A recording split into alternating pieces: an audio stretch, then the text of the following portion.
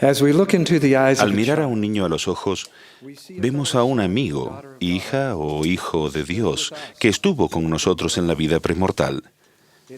El privilegio culminante de un esposo y una esposa que pueden tener hijos es proporcionar cuerpos mortales para esos hijos espirituales de Dios.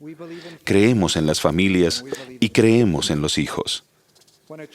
Cuando a un esposo y a una esposa les nace un hijo, están cumpliendo parte del plan de nuestro Padre Celestial de traer hijos a la tierra. El Señor dijo: «Esta es mi obra y mi gloria, llevar a cabo la inmortalidad y la vida eterna del hombre». Antes de la inmortalidad debe haber mortalidad. La familia es ordenada por Dios. Las familias son fundamentales en el plan de nuestro Padre Celestial aquí en la tierra y a través de las eternidades. Después de haber sido unidos Adán y Eva en matrimonio, las Escrituras dicen: «Y los bendijo Dios y les dijo Dios, fructificad y multiplicaos y henchid la tierra». En nuestros días, los profetas y apóstoles han declarado: el primer mandamiento que Dios les dio a Adán y a Eva se relacionaba con el potencial que como esposo y esposa tenían para ser padres. Declaramos que el mandamiento de Dios para sus hijos de multiplicarse y henchir la tierra permanece en vigor.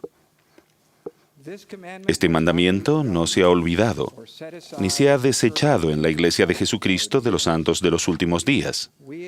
Expresamos profunda gratitud por la enorme fe que demuestran los esposos y las esposas, especialmente nuestras esposas, en estar dispuestas a tener hijos. Cuándo tener un hijo o cuántos hijos tener son decisiones privadas entre el esposo, la esposa y el Señor. Estas son decisiones sagradas, decisiones que se deben tomar en sincera oración y realizarse con gran fe. Hace años, el elder James O. Mason, de los 70, me compartió el siguiente relato. El nacimiento de nuestra sexta hija fue una experiencia inolvidable. Al contemplar esta bella y nueva hija en la nursery, poco después de que nació, claramente oí una voz decir: «Aún vendrá otro más, y será un varón». Imprudentemente, fui de inmediato al lecho de mi esposa, que estaba absolutamente exhausta, y le di las buenas noticias. No escogí el mejor momento para decírselo.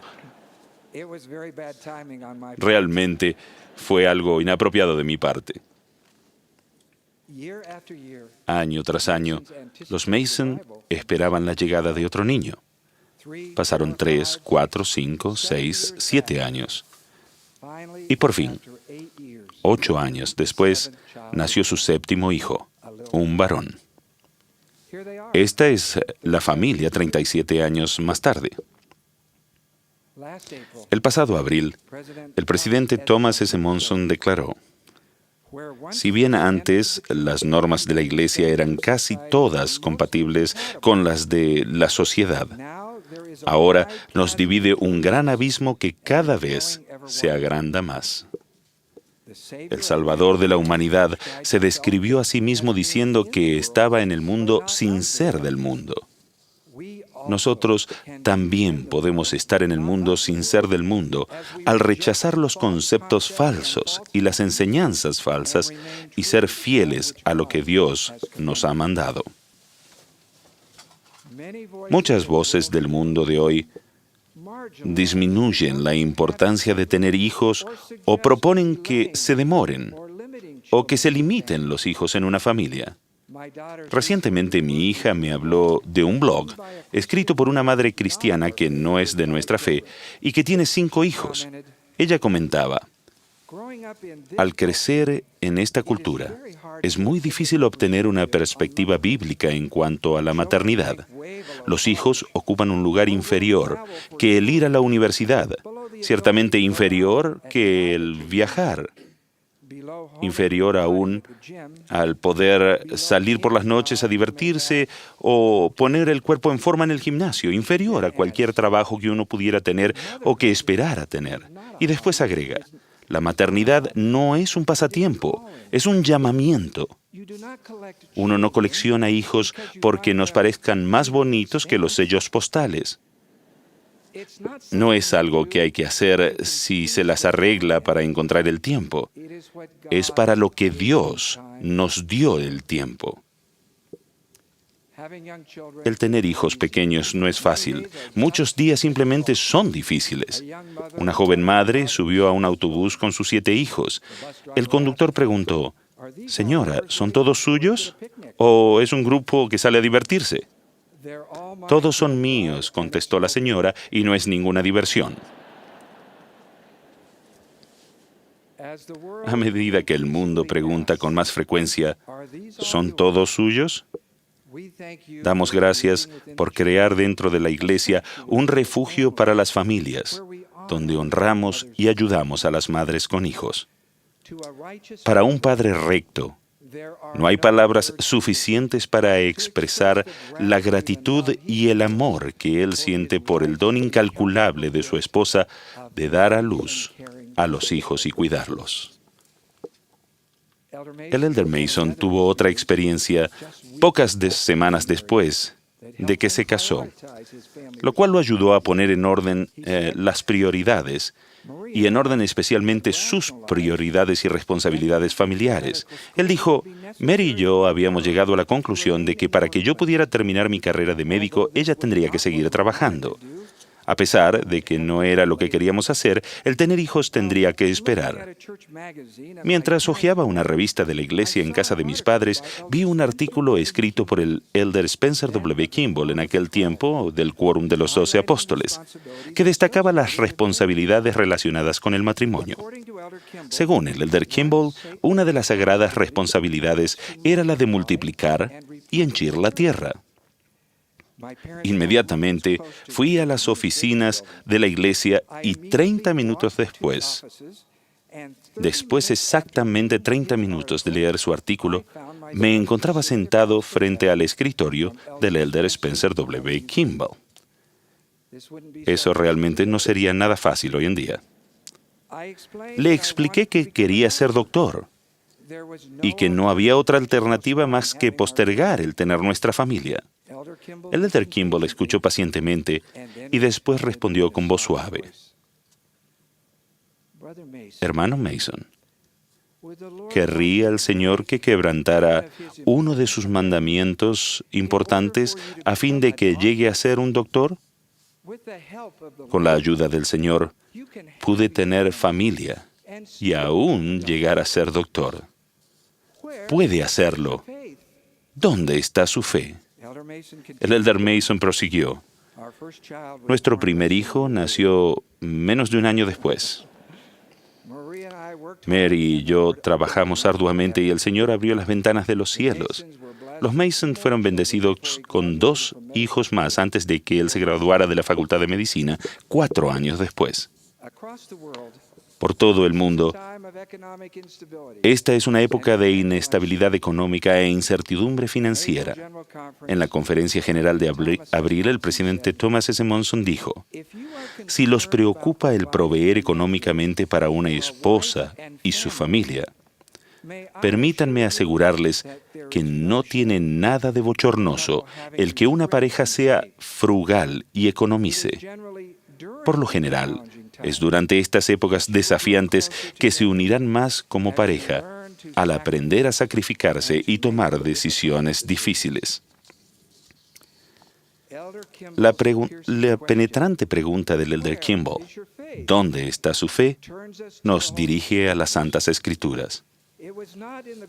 Adán y Eva no tuvieron su primer hijo en el jardín de Edén.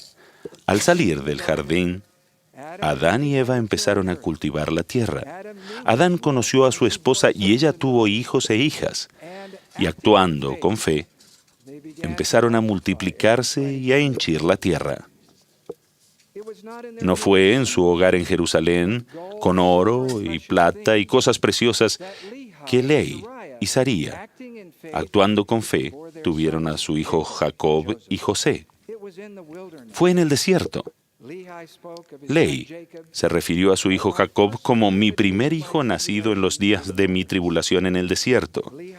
Ley dijo, en cuanto a José, Tú naciste en el desierto de nuestras aflicciones. Sí, tu madre te dio a luz en la época de mis mayores angustias. En el libro de Éxodo, un hombre y una mujer se casaron y, actuando con fe, tuvieron un hijo varón. En la puerta de la casa no hubo ningún cartel de bienvenida para anunciar su nacimiento. Lo escondieron, porque Faraón había dado la orden de que todo varón israelita recién nacido sería echado al río. Ustedes saben el resto de la historia. El bebé al que con ternura se colocó en una cesta hecha de juncos, que fue echado al río, a quien su hermana vigiló con detenimiento, quien fue encontrado por la hija de Faraón y a quien cuidó su propia madre como nodriza. El niño fue devuelto más adelante a la hija de Faraón, quien lo adoptó como su propio hijo y al que le dio el nombre de Moisés. En la historia más querida sobre el nacimiento de un niño, no hubo una habitación especialmente decorada, ni una cuna de marca exclusiva, solo un pesebre para el Salvador del mundo. En el mejor de los tiempos y el peor de los tiempos, los verdaderos santos de Dios actuando con fe nunca han olvidado, desechado ni descuidado el mandamiento de Dios de multiplicarse y henchir la tierra. Vamos adelante con fe, reconociendo de nuevo que la decisión de cuántos hijos tener y cuándo tenerlos es asunto entre el esposo, la esposa y el Señor. En este asunto no debemos juzgar a nadie. El dar a luz a los hijos es un tema sensible que puede ser muy doloroso para las mujeres rectas que no tienen la oportunidad de casarse y tener familia. Digo a ustedes, nobles mujeres, que nuestro Padre Celestial conoce sus oraciones y deseos. Cuán agradecidos estamos por su maravillosa influencia, incluso por tener sus brazos de ternura y abrirlos para los niños que necesitan su fe y fortaleza. El dar a luz a los hijos puede ser también un tema doloroso para las parejas rectas que se casan y descubren que no pueden tener los hijos que esperaban con tanto anhelo. O para un esposo y una esposa que planean tener una familia numerosa, pero son bendecidos con una familia más pequeña. No siempre podemos explicar las dificultades de nuestra mortalidad. A veces la vida parece ser muy injusta, en especial cuando nuestro más grande deseo es hacer exactamente lo que el Señor ha mandado. Como siervo del Señor, les aseguro que esta promesa es cierta. Los miembros fieles, cuyas circunstancias no les permitan recibir las bendiciones del matrimonio eterno y de la paternidad en esta vida, recibirán todas las bendiciones prometidas en las eternidades, siempre y cuando guarden los convenios que hayan hecho con Dios. El presidente J. Scott Doris, de la misión Perú, Lima Oeste, me relató su historia. Él dijo, Becky y yo teníamos 25 años de casados sin poder tener ni adoptar hijos. Nos mudamos en varias ocasiones, y cuando nos presentábamos en cada diferente lugar, era incómodo y a veces doloroso. Los miembros del barrio se preguntaban por qué no teníamos hijos, y ellos no eran los únicos que se hacían esa pregunta. Cuando fui llamado como obispo, los miembros del barrio expresaron preocupación de que yo no tenía ninguna experiencia con niños ni adolescentes. Les agradecí su voto de sostenimiento y les pedí que me permitieran practicar en sus hijos mis aptitudes en la crianza de los niños, a lo cual accedieron con mucho amor. Esperamos, adquirimos perspectiva y aprendimos la paciencia. Después de 25 años de matrimonio, llegó a nuestra vida el milagro de una bebé. Adoptamos a Nicole, de 2 años, y después al recién nacido Nicolai. Ahora la gente extraña nos felicita por nuestros hermosos nietos. Nos reímos y decimos, son nuestros hijos. Hemos vivido nuestra vida al revés.